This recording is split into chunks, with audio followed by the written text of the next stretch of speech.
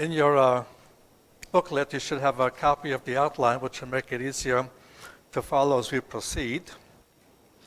And the topic specifically is the basis or the precondition to the second coming of the Messiah.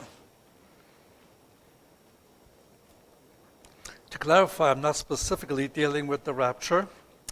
The rapture is God's program for the body of the Messiah, the church, and could happen any moment of time. Nobody can actually date the specific time, except it'll happen sometime before the tribulation starts. That's God's program specifically for the church.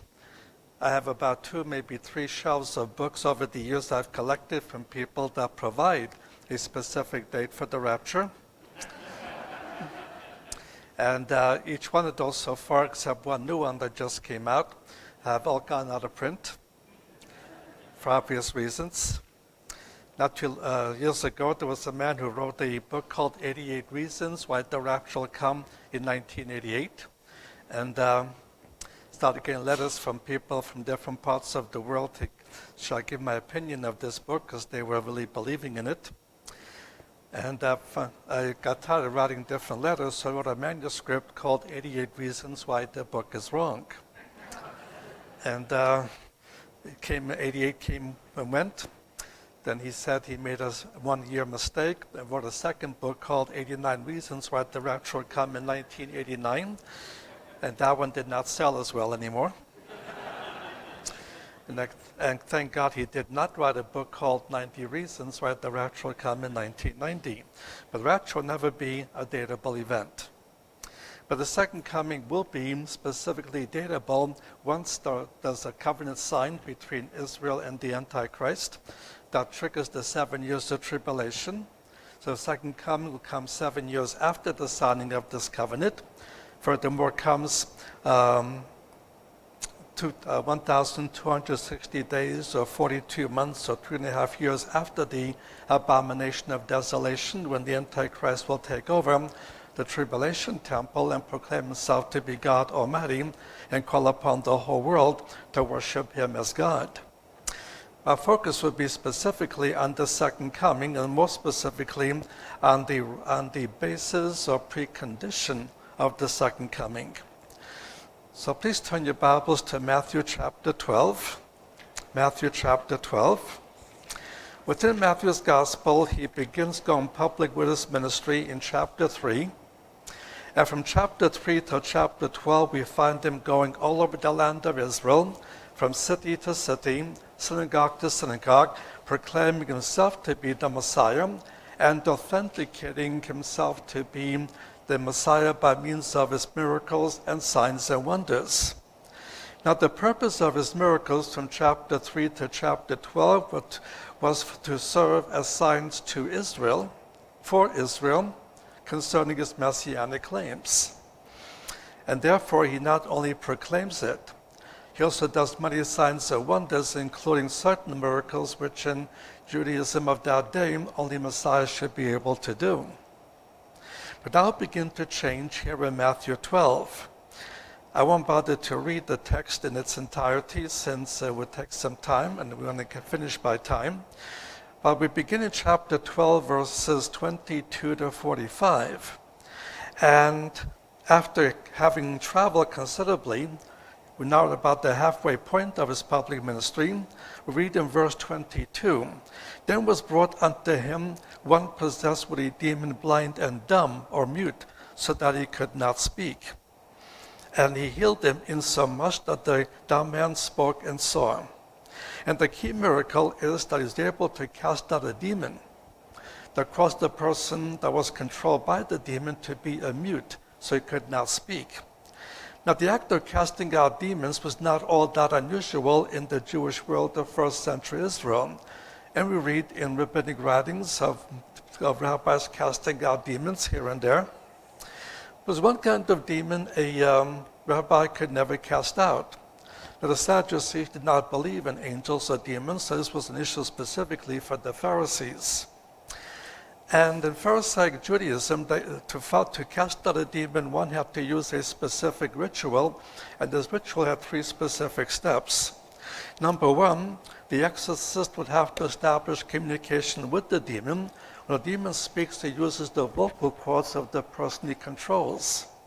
Secondly, after establishing communication with the demon, he would then have to find out the demon's name. Thirdly, once he knew what the demon's name was, could he use that name to order the demon to go out? And these were three basic steps of the ancient Jewish procedure. But there was one kind of demon they could never cast out, the kind of demon that caused the person to be a mute, so he could not speak. And therefore, there was no way of establishing communication with that demon, no way of knowing the demon's name, and therefore considered impossible for this kind of a demon to be cast out.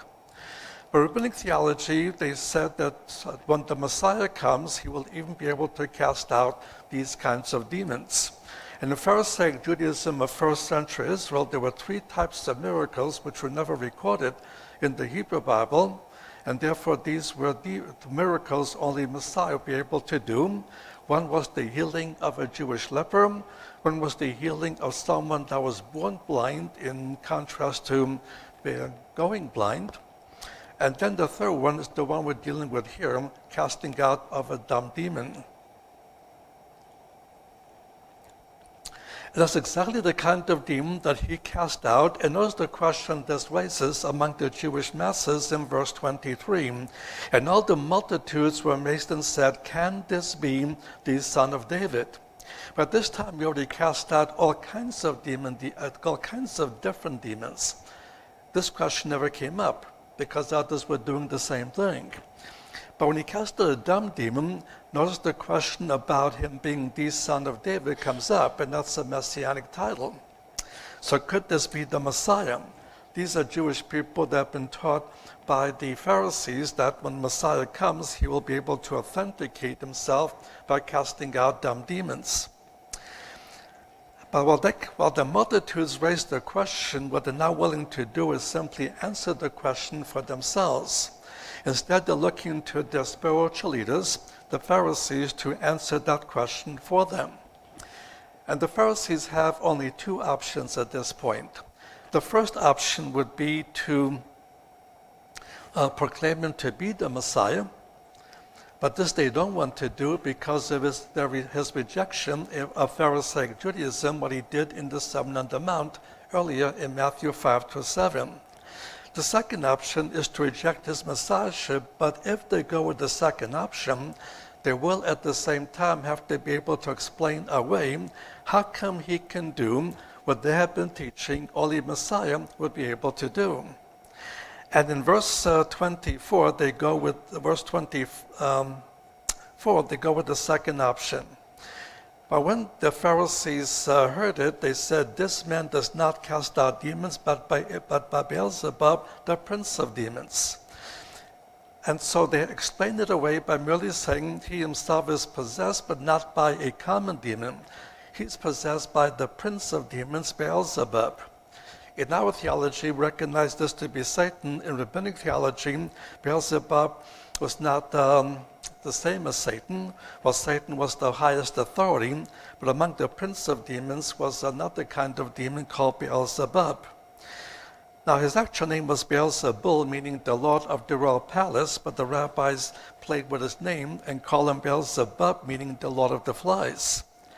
And so this becomes the Pharisaic basis for rejecting his messiahship. He's not the Messiah on the basis of being possessed by the prince of demons or by the prince of flies. And this became the official Pharisaic basis for rejecting him. And this is not only found here in the Gospels, it's also found in rabbinic writings. And there are two other passages that emphasize this. There's one passage in the Jewish Talmud that says the reason they had to crucify Yeshua, as they call him, Yeshua is his actual name.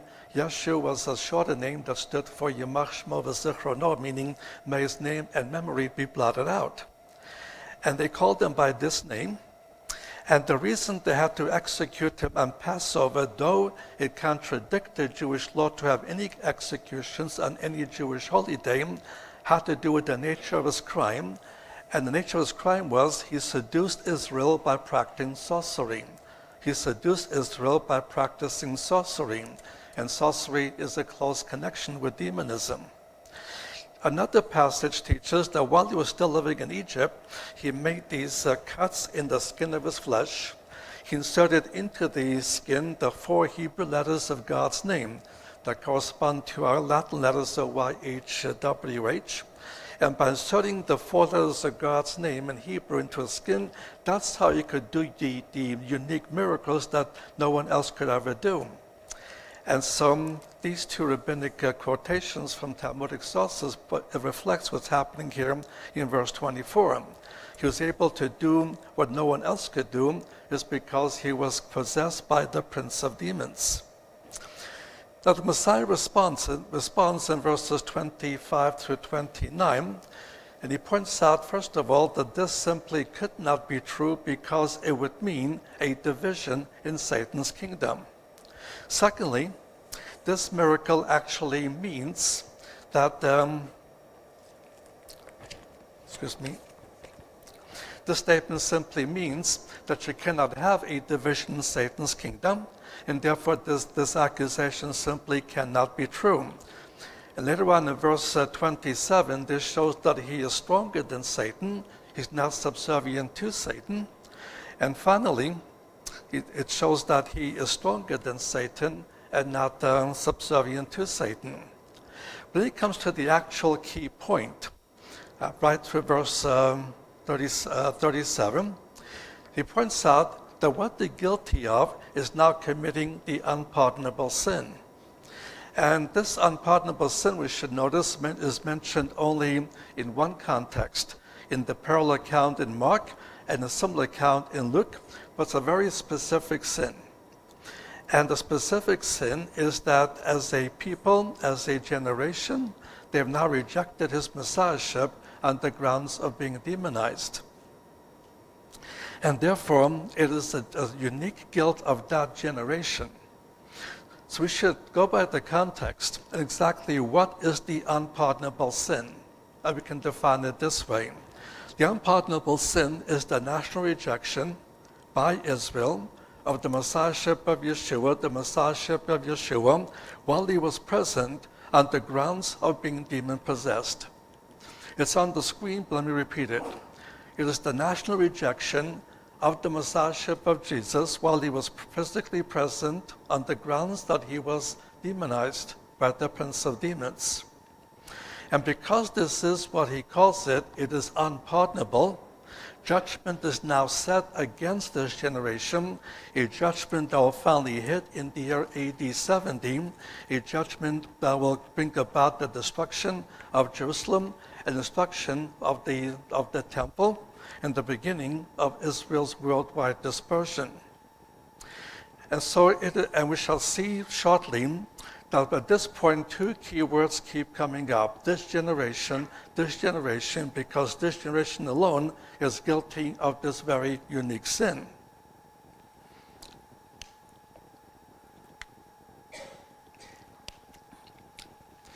Now, this is actually the 3rd time in Israel's history that they actually cross a line and commit some kind of a sin that is now unpardonable.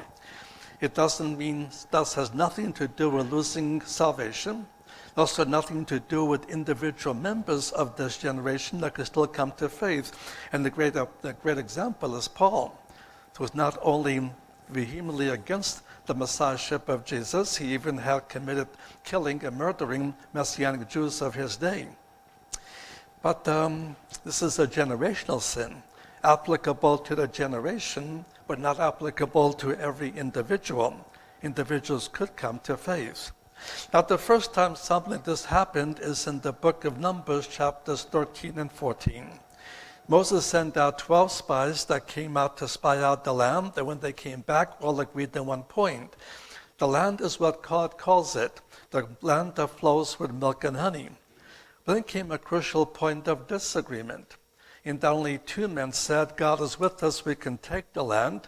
But 10 men said, oh no, because of the numerical superiority of the Canaanites and their military strength, there's no way we can take the land. And there was a massive rebellion against Aaron and Moses. It was the 10th act of rebellion since the Exodus. But at this point, they crossed the point of no return. The two leaders almost lost their lives until God intervened. But now God decreed a judgment upon the Exodus generation. They now have to continue wandering in the desert till 40 years pass. In that 40-year pass, all the ones who came out of Egypt will die out, except for the 2 good spies and those below the age of 20. So is going to be a new generation, the wilderness generation.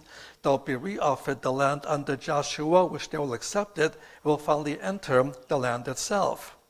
And so the Exodus generation failed to enter the land. And God did not withdraw the land from Israel. He withdrew it from this one generation of Israel and re-offered it to a subsequent generation. And keep in mind, even Moses could not enter the promised land because of a specific sin he committed. It did not affect his salvation.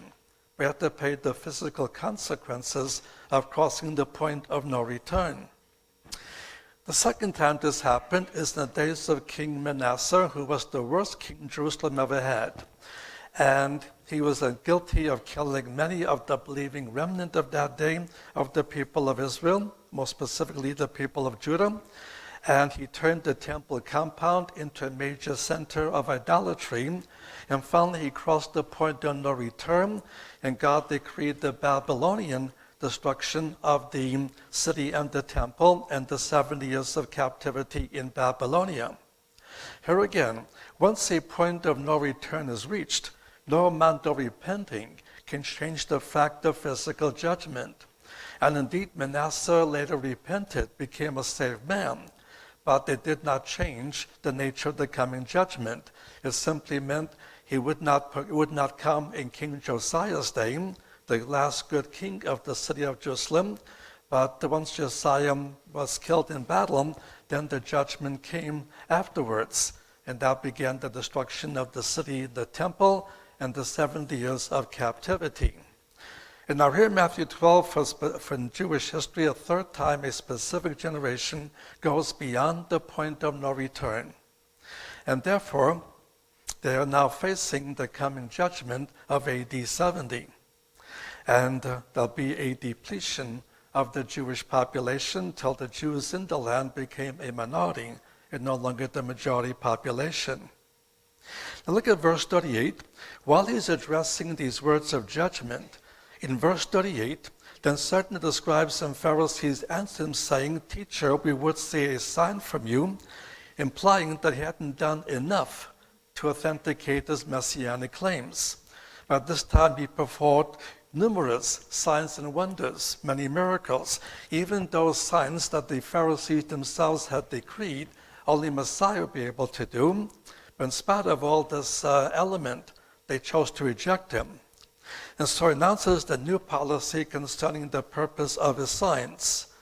And in verse 39 and 40, "For the nation there'll be no more signs except one sign, the sign of Jonah, the sign of resurrection." He will continue to perform many miracles even after this event, but the purpose of his miracles will now change. From now on, the purpose of his signs and wonders will be to train the 12 disciples, and the apostles specifically, for the new kind of work they'll have to conduct because of this rejection, the kind of work you'll find them conducting in the book of Acts. But for the nation, there'll be no more signs except one sign, the sign of Jonah, the sign of resurrection, a sign that will come to Israel 3 different times. First will be the resurrection of Lazarus. Secondly, will be his own resurrection. And the third sign of resurrection will come in the resurrection of the 2 witnesses in the tribulation, as detailed in Revelation 11, verses 3 through 13. Revelation 11, verses 3 through 13. Having announced his new policy concerning his signs and wonders, he picks up the theme that was interrupted, the theme of judgment. And in verse 41 and verse 42, he picks up 2 examples from the Hebrew Bible. In verse 41, he points out that the people of Nineveh repented, and therefore judgment was averted. And furthermore, in verse 42, the Queen of Sheba, in her visit with Solomon, became a believer as well.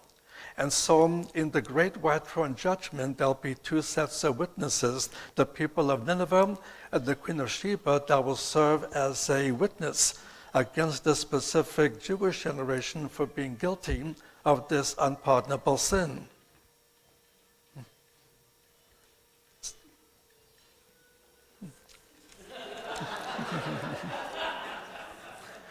We used to be led by the Holy Spirit, now we have cell phones.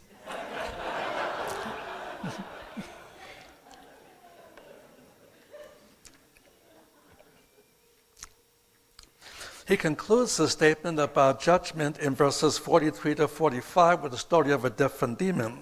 It was a demon that was indwelling a person, but then chose to leave. The demon was not cast out. He left in his own volition, looking for a better flat in which to live. He searches for a while, but he can find no vacancies. He decides to go back to the person he was indwelling earlier. When he finds him again, we read in verse 44, he finds him swept, he finds him garnished. At the same time, he finds him still empty. Because in the interval period when the man was freed of demonic indwelling, he was not indwelled by another spirit, be it the Holy Spirit or being a demonic spirit. So because he remained empty, the demon is able to go back in. But he does not want to live by himself anymore. He invites 7 of his buddies to join him, and the last state of that man has become worse than the first. Because at the first there was only 1 demon in him, now he has 8 demons in him. But the point of this story is often missed. And the point of the story is seen in the last phrase of verse 45. Even so, will it be also unto this evil generation. When this generation began, it began with the work of John the Baptist. And by John's ministry, this generation was swept and garnished. But now with the rejection of his messiahship, this generation remains empty. And because it remains empty, the last state will be worse than the first. At the first, under Roman domination, and they had to pay annual tribute, heavy tribute to Rome. Rome allowed them to retain their ethnic identity. They had the freedom in the worship of the temple, and they had the semi-autonomous government in the Sanhedrin. And so there was a lot of freedom up to a point. But now because of what's happening here and has happened here, the last state will be worse than the first. And come 40 years after the declarations that the Messiah made, this generation will be swept and garnished and then swept away. And the last state of that generation did become worse than the first. And as a result of this event, his ministry changes in 4 specific areas. That's point 8 on your outline. First of all, concerning signs. Until this point, he performed signs for the benefit of the people. He did not require them to have faith first, as in John chapter 5, the healing of the man in the pool of Bethesda. And Jesus simply sought the man out and healed him. The man didn't even know who Yeshua was. He had to go back and find out before he knew who this Jesus was and who he claimed to be. But now that will change. From now on, his signs go from the nation to the apostles to train them for the work they will do in the book of Acts. The second area is the area of miracles. There are 2 different facets here. First of all, until this point, he performed miracles for the benefit of the masses, for individuals, without requiring them to believe. But now he will require them to have faith first. You can summarize it this way. He goes from masses without faith to individuals with faith. A second facet is when he healed someone before these events, he would tell that man to tell no one, to go and tell everyone. But now he tells them to tell no one. He goes from tell all to tell no one. That will be true in every situation that's in a Jewish context. When it has a Gentile context, like the demonized man with the legion of demons, he will tell them, go and proclaim what God has done for you. But for the Jewish people he heals, he will tell no man. Keep it quiet, keep it a secret. Now, the third area is his message that he and the apostles will be proclaiming. Up until this point, they went all over Israel, city to city, synagogue to synagogue, proclaiming himself to be the Messiah and offering to this generation the Messianic kingdom. But now that changes. And now he will tell disciples to be silent about his messiahship. And 4 chapters later, in chapter 16, when Peter makes his famous confession and says, "You are the Messiah, the Son of the God, the living one." And what does Jesus say to Simon Peter? "Don't tell anyone I'm the Messiah." And they too must follow the policy of silence until that is rescinded in Matthew chapter 28 with the Great Commission. And so we can summarize it this way. They move from proclamation of his messiahship to silence about his messiahship. And now, fourthly, there is a change in his method of teaching. Until this point, when he gave sermons and messages and discourses, he did it in a way that people could and did understand. From now on, he will teach in a way that they will not understand. Look at chapter 13, verse 1 for a moment. On that day, what day? The very same day the unpardonable sin was committed, the same day that they rejected him on the grounds of being demonized by the prince of demons.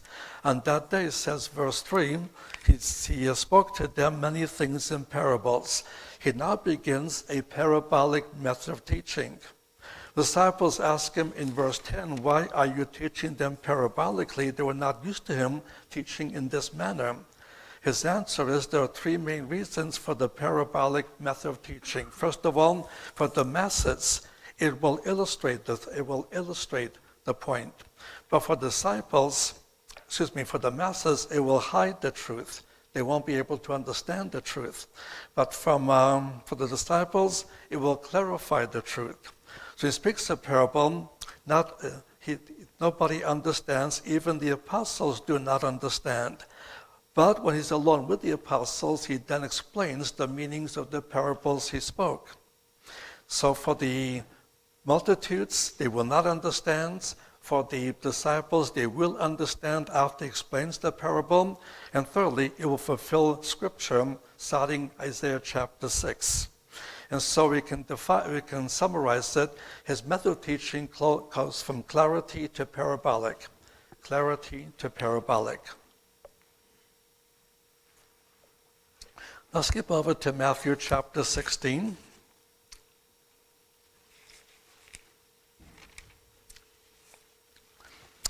Even periodically, the Pharisees as well as the Sadducees ask him, as in verse 1, the Pharisees and Sadducees came, trying him, asked him to show them a sign from heaven.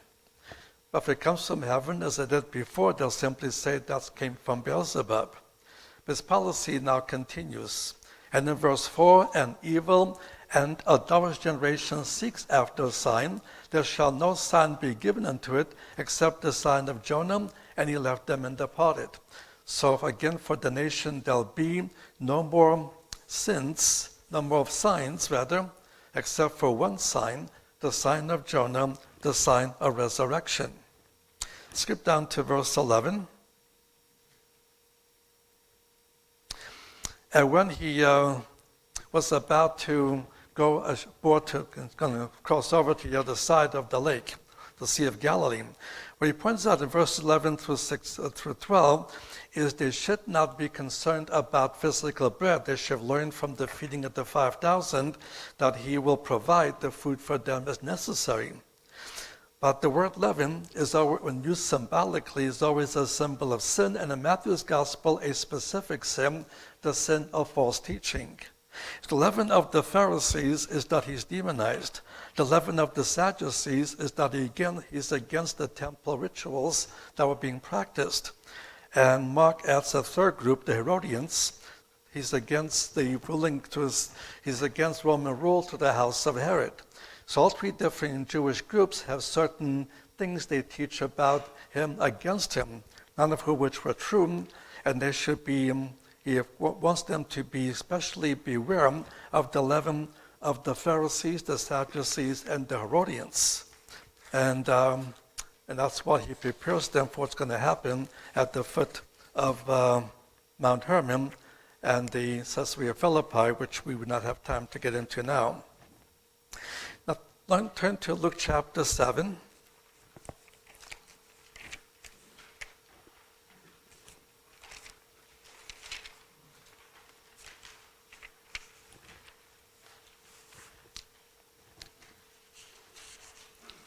Now look at verse 29.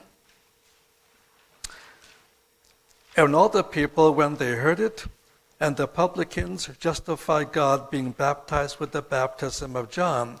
And those who underwent John's baptism were making a commitment.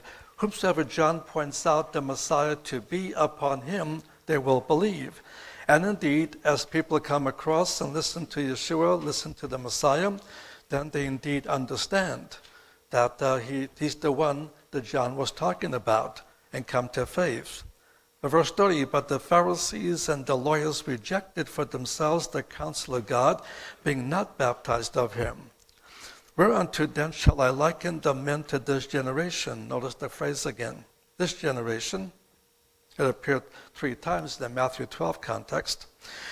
That this generation, they are like children that sit in the marketplace and call one to another, who say, we piped unto you, you did not dance. We wailed unto you, you did not weep.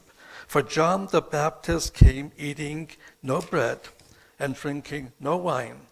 And ye say, he had a demon. The Son of Man is come, eating and drinking. And ye say, behold, a gluttonous man and a winebibber, a friend of publicans and sinners. And wisdom is justified by her children. And the Pharisees and Sadducees previously rejected the message of John, and that would now lead naturally to their rejection of the Messiahship of Yeshua.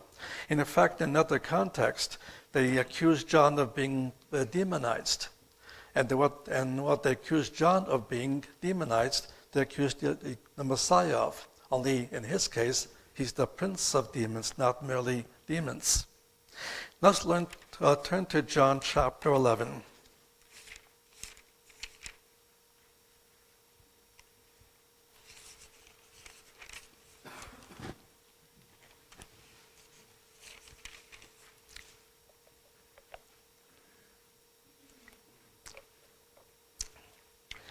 In John 11, we're given a rather detailed account of the resurrection of Lazarus, 44 verses worth of detail.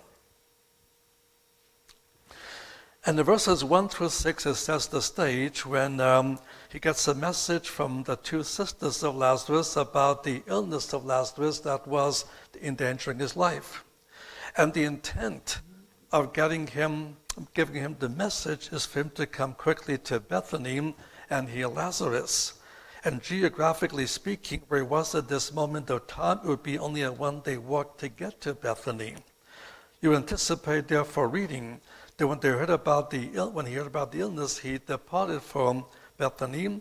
But verse 6 says, when therefore he heard that he was sick, he abode at that time 2 days in the place where he was. Hearing about the illness, he doesn't go anywhere, deliberately waiting for Lazarus to die. Only after Lazarus dies does he finally leave to go to Bethany, but even so, he walks rather slowly because this 1-day walk took 4 days for him to arrive. And the 4 days of deadness is what makes it significant. It's not the act of raising the dead. This was done also by Elijah and Elisha, that this was not uniquely messianic. What makes this uniquely messianic is that another common teaching of Pharisaic Judaism is that when a person dies for 3 days, his soul hovers over the body. At the end of 3 days, the soul descends into Sheol, and so a resurrection at that point, or resuscitation at that point, was impossible. And therefore, if he resurrected Lazarus, it wouldn't be a true sign of Jonah, because they could explain it by mere resuscitation in the first 3 days after deadness.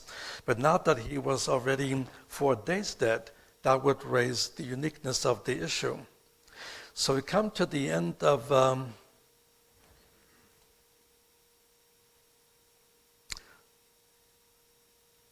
And verse 42, and I know that you hear me always, but because of the multitude that stand around, I said it, that they, the multitude, they should come to believe.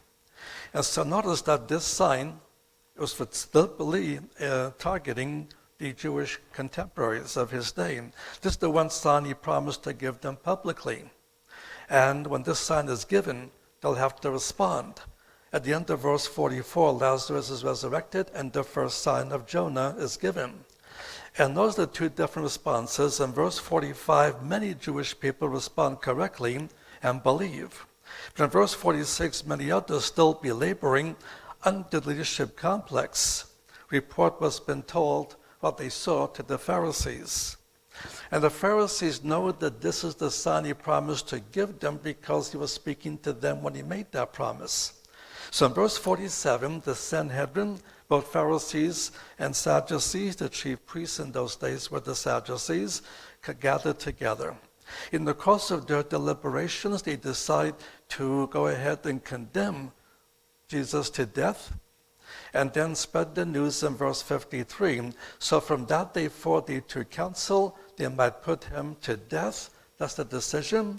And then verse 57, now the chief priests and the Pharisees had given commandment of any man knew where he was, he should show it, that they might take him. And with this action, the first sign of Jonah is officially rejected. Let's go to Luke 19.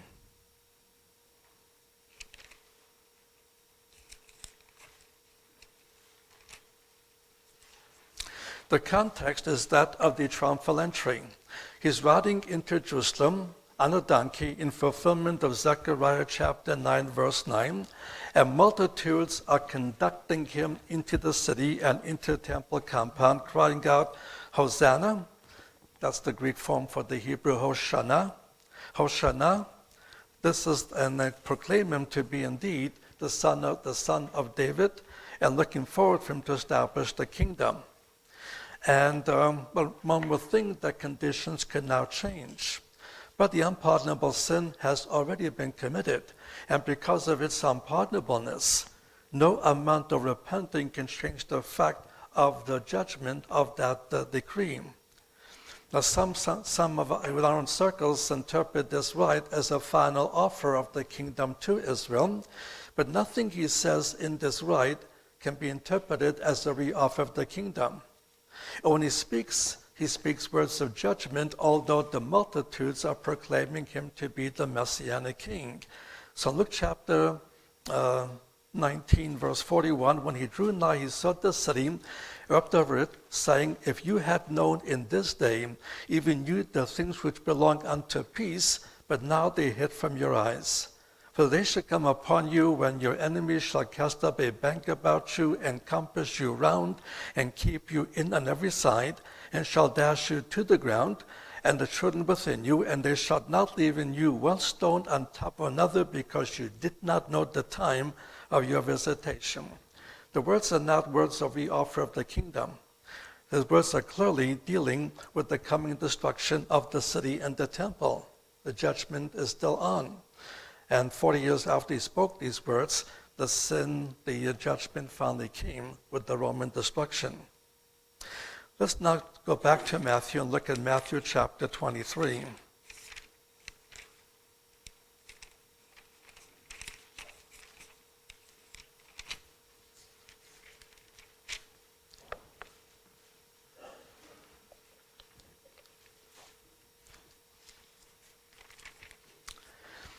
In Matthew chapter 23, he closes his public ministry with this strong denunciation of the leadership of Israel that are leading the nation to reject him. And he pronounces 7 woes upon the Pharisees and the scribes in particular, and they're guilty of specific sins, but there's one sin that's repeated first and then second time, and we'll focus on that. In verse 13, but woe unto you, scribes and Pharisees, hypocrites, because you shut the kingdom of heaven against men, for ye enter not in yourselves, neither suffer ye them that are entering in to enter. And here condemns the Pharisees because not only are they rejecting his messianic claims, they are leading the nation to reject them as well. And what he says in the first woe, he repeats in the seventh woe in verses 29 through 36. He points out they'll be held accountable not only for the rejection of his messiahship on the grounds of being demonized, they'll also be held accountable for all of the blood of the prophets of the Hebrew Bible. And he points out that they'll be held accountable for all of them from if you look at verse 35, that upon you may come all the righteous blood on the earth, from the blood of Abel the righteous unto the blood of Zechariah, son of Berechiah, whom he slew between the sanctuary and the altar. By naming these two men, he points out, and the way he does it is because the order of the Hebrew Bible in the Old Testament is not the same order in your Bibles. The first the first book is the same, which is Genesis, and that's where Abel is mentioned. The last book is 2 Chronicles, and that's where this Zechariah is mentioned. And by naming these two men, he says you'd be held accountable for all of the blood of all of the prophets from Genesis to 2 Chronicles, a Jewish figure of speech for the whole body of revealed written truth, as we would use a similar figure when we say from Genesis to Revelation, our idiom for the whole body of revealed written truth. And they'll be held accountable for this. But notice who specifically. Look at verse 36. Verily I say unto you, all these things shall come upon this generation. There's that phrase again. This specific generation are facing the judgment of the unpardonable sin. Not many days later, we have his own resurrection. And in his own resurrection, this was the second sign of Jonah, but that'll be rejected in the first 7 chapters of the book of Acts. And the stoning of Stephen in Acts 7 is going to be the rejection of the second sign of Jonah. And at that point, the gospel begins to spread out outside the Jewish audience, with Samaritans in chapter 8 and with Gentiles in chapter 10 onward. Even uncircumcised Gentiles now hear the gospel and become members of the body of the Messiah. Now, let's go to your next page. The book of Hebrews, I might say, is just written to a body of Jewish believers undergoing some tremendous persecution. And because of this persecution, they're seriously considering going back into rabbinic Judaism and to go back to that system until the persecution subsides, and then they can be saved again later, and the new salvation will erase the sin of their apostasy. But the writer points out that's not the choice that they have. They have one of two choices. They can separate themselves from this generation guilty of the unpardonable sin, which was done by water baptism in those days, or they can go ahead and go back into Judaism, but then they'll fall under a divine discipline, which could include even dying in the coming judgment of AD 70. But you don't have the option to go back in your salvation, be saved again later. That is not a possibility. But you have either the person gone to maturity and earn your reward, or lose your reward, or get no rewards if you go back into the Judaism guilty of the unpardonable sin. Now let's go dealing with the light of all this. What is the actual precondition to the second coming? We'll look at just 5 passages, and we'll go back to Leviticus chapter 26. Leviticus 26.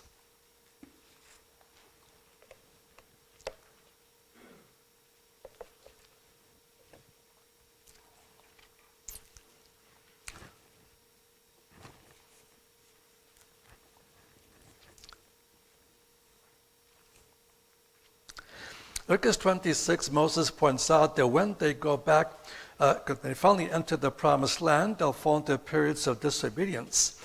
They'll bring on 3 different types of divine discipline. First of all will be subjugation fulfilled in the days of the judges. Secondly, captivity fulfilled by the Assyrian and then the Babylonian captivities. But then thirdly, a worldwide dispersion, which comes as a direct result of the rejection of the prophet like unto Moses, of Deuteronomy chapter 18, verses 15 through 18. So at the end of verse 39, the worldwide dispersion is a fact. And the first 39 verses of this chapter has already been fulfilled. But verse 40 then says, they shall confess their iniquity and in their iniquity of their fathers, in the trespass which they trespassed against me. And because they were contrary unto me, I also were contrary unto them, and brought them into the land of their enemies. If then their uncircumcised heart be humbled, and then accept of the punishment of their iniquity, then will I remember my covenant with Jacob, and also my covenant with Isaac, and also my covenant with Abraham I remember, and I will remember the land. He points out there's going to be a time when the people, no matter where they're scattered around the world, will all come to faith. As a result of them coming to faith and finally recognizes who the Messiah was and is, then he'll bring them back into the land, and he'll fulfill the unfulfilled promise of the Abrahamic covenant, especially as it pertains to the borders of the promised land. Never in biblical history nor in present history did they ever possess all of the promised land. And what they did possess was in conflict throughout the Hebrew Bible and also in conflict even today. But this time they'll all come back, settle all of the promised land, and also live in peace in the promised land, in preparation and during the Messianic kingdom. Now we'll go to Jeremiah chapter 3.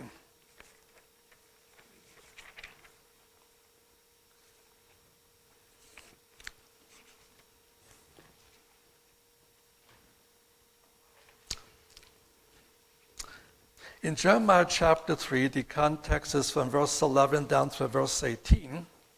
He describes the kind of blessings the Jewish people enjoy in the Messianic kingdom. So in verse 14, he points out they'll come back one by one, gather one by one, until all back in the land of Zion. In verse 15, God will give them righteous shepherds that will feed them with knowledge and understanding, never be guilty of leading them astray. In verse 16,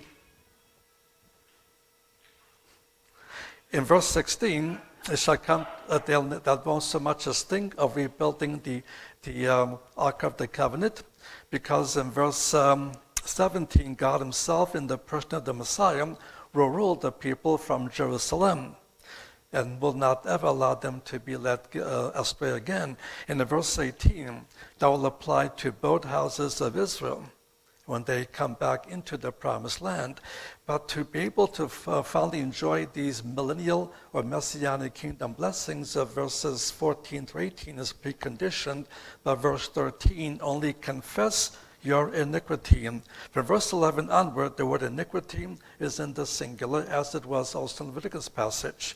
There's one specific iniquity they need to deal with before they can enjoy these millennial blessings once and for all. Let's go on to the third passage, which will be Zechariah chapter 12.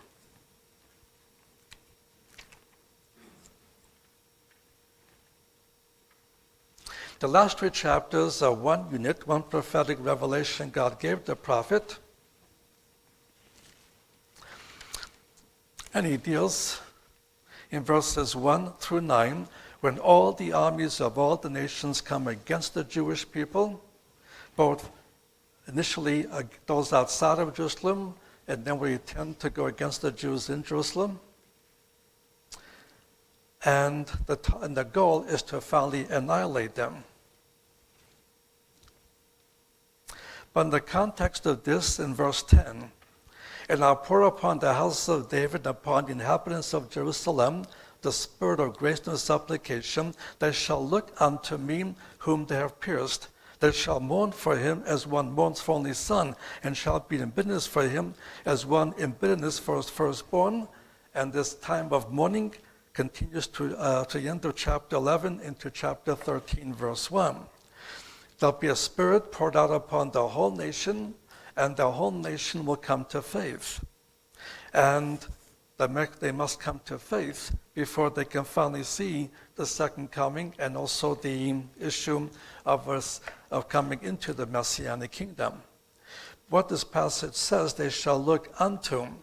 If you're looking at King James, it says they shall look upon, so some people have interpreted, he comes back, they see his scars, and therefore they see the scars, that's when they believe. But once he comes back, who is not going to believe? And those scars are not there anymore, because in John's description of the resurrected, glorified Son in Revelation chapter 1, he doesn't see any scars. But rather, they need to be believers before he comes back. And the Hebrew word here is not the Hebrew word for upon. It's the Hebrew word for unto. They shall look unto him, but not upon him. You only see him once they believe, and he comes back for the second coming. And that's the prerequisite to the second coming. Let's go to Hosea chapter 5. First minor prophet, Hosea chapter 5.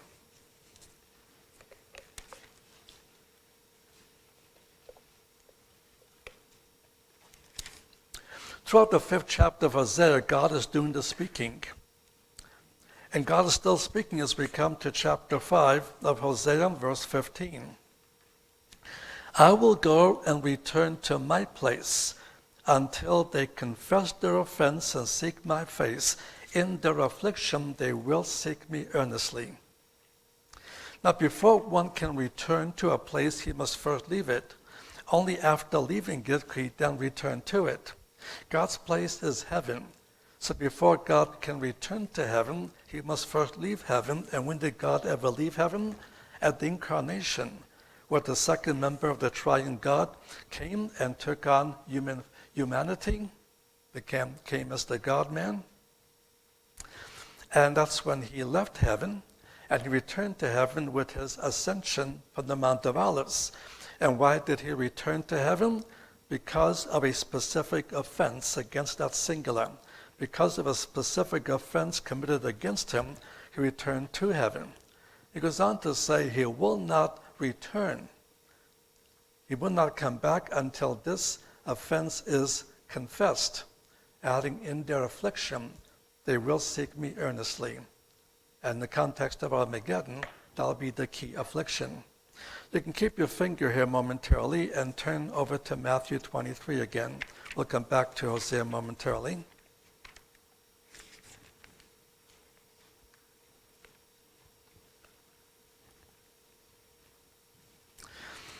In Matthew 23, as we mentioned, this is where he closed his public ministry.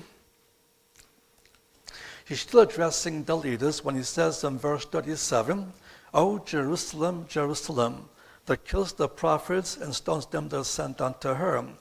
How often I've gathered your children together, even as a hen gathers her chickens under her wings, and ye would not.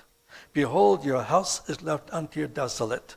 For I say unto you, ye shall not see me henceforth, till ye shall say, Blessed is he that comes in the name of the Lord. In verse 37, he summarizes his 3+ months of ministry. Often he wants to spread out his hands as a mother hen spreads out her wings to protect the young, but they would not accept him. So in verse 38, the house, the Jewish temple, is destined to lie desolate. It will be destroyed 40 years after these words are spoken. And then notice the last part in verse 39, still speaking to the leadership of Israel. Ye shall not see me henceforth till ye shall say, and the key line in the first century Judaism, Baruch haba b'shem Adonai, blessed is he that comes in the name of the Lord, was the official messianic reading.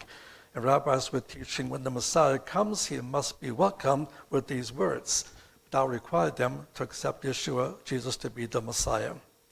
And so this is what they need to do before that happens. Now go back to Hosea and look at chapter 6. Not too many days after he spoke the words of Matthew 23, the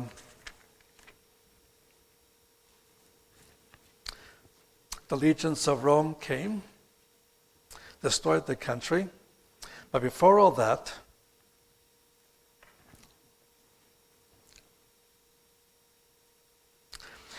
What they had to do, of course, he mentioned, is to cry the messianic cry they were already taught in the context of first century Judaism. And until this happens, there's no second coming. Now, coming back to Isaiah chapter 5, it is rather sad that this is where they broke up the chapter, because chapter 6, verses 1, 2, and 3 belong with chapter 5, and verse 15 that spelled out the precondition of his return. And in the closing days of the tribulation, but in the context of Armageddon, the affliction of 5:15 will issue a call or a decree which is issued by leaders. Come, let's return unto Jehovah. He hath torn and he will heal us. He hath smitten, he will bind us up. After 2 days he will revive us. On the third day he will raise us up, and we shall live before him. Let us know, let us follow unto know Jehovah. His going forth is sure as the morning, and he will come unto us as the rain. At the latter rain that waters the earth. In the closing days, leadership of Israel will finally realize what they have to do. And they'll issue this call for the whole nation for this national return to the Lord. And for 2 days, they'll confess their national sin of rejecting the Messiah on the grounds of being demonized. On the third day, the whole nation finally comes to faith. And then they will plead for the Messiah to return. Now, the confession is what they'll confess as Isaiah 53, verses 1 through 9. We often see Isaiah 53 as a prophecy of the crucifixion, which it very much is. But it's more than that. As you read the context, this is Israel confessing the sin of not recognizing him. They thought he deserved the kind of punishment he received, but it turns out he was suffering punishment and dead on their behalf. And that's the point and the confession they will make when that time comes. Then they'll plead for the second coming, and the last 3 passages you see on your outline, Psalm 79, Psalm 80, and Isaiah 64, gives you the details of the plea for the Messiah to return. We'll look at just one of those briefly and look at Psalm 80. Psalm 80.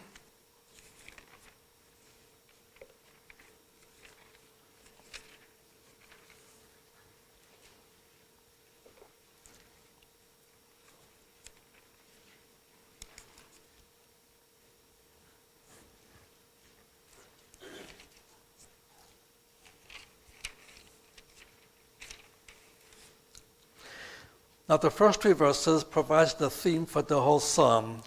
Psalm 80, verse 1, give ear, O shepherd of Israel, you that lead Joseph like a flock, you that sits above the cherubim, shine forth before Ephraim and Benjamin and Manasseh, stir up your might and come to save us. Turn us again, O God, and cause your face to shine, and we shall be saved. They're praying to God to deliver them from a very severe predicament, described in all the following verses. But in their prayer, they ask for someone more specific. And look at verse 17. Psalm 80, verse 17. Let your hand be upon the man of your right hand, upon thee, Son of Man, who you made strong for yourself.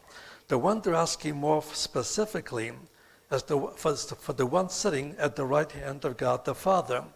And that's none other than the Messiah at the right hand of God, who's been sitting there ever since his ascension from the Mount of Olives.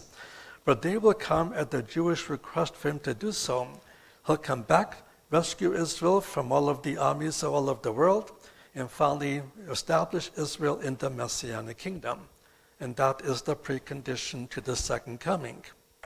Once we understand this precondition, we see why things happen the way they happen, and why there's been centuries since the days of Abraham, the satanic war against the Jewish people.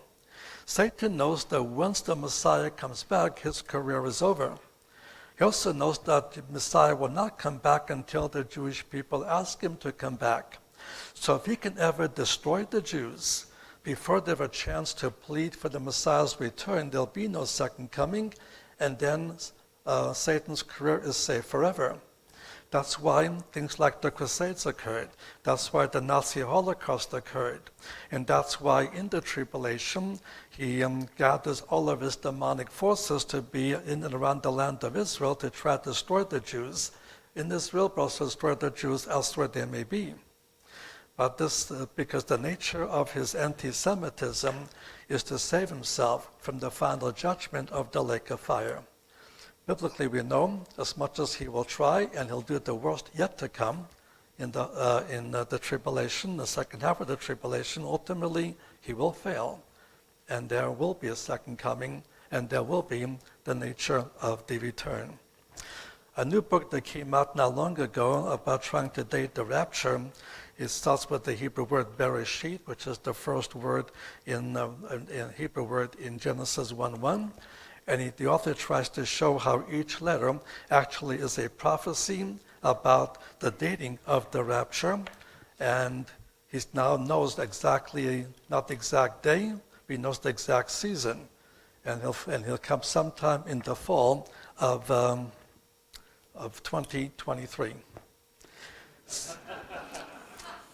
And I guess, and I said before, once somebody sets a day, just despite the person, God postpones it. So if you see now someone has a date for the rapture, don't buy the book. But I didn't buy the book either. Somebody sent me the book to deal with it. But at any rate, when January 2024 comes in, that book will also be out of print. Probably earlier because he said it'll be right around the fall. He just doesn't know the exact date, but he thinks he knows the season. Let's see.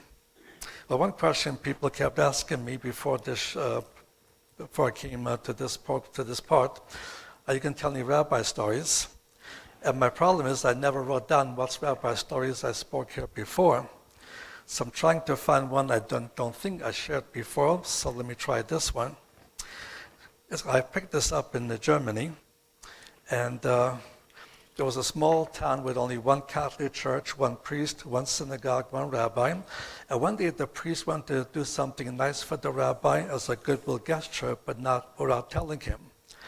He knows the rabbi's car was rather dirty, so he decided to wash the rabbi's car. He's doing that, and the rabbi happened to look out his second-story flat and saw this black-robed priest splashing all this water all over his car. A day passed, and the priest looked out his window, and he saw the rabbi approaching the car the priest would drive, and the rabbi's hand was a saw. And the rabbi sawed several inches of the tailpipe, or the exhaust pipe of the priest's car. And the priest came out running, Rabbi, what are you doing to my car? Rabbi said, yesterday I saw you baptizing my car. Now I'm circumcising your car.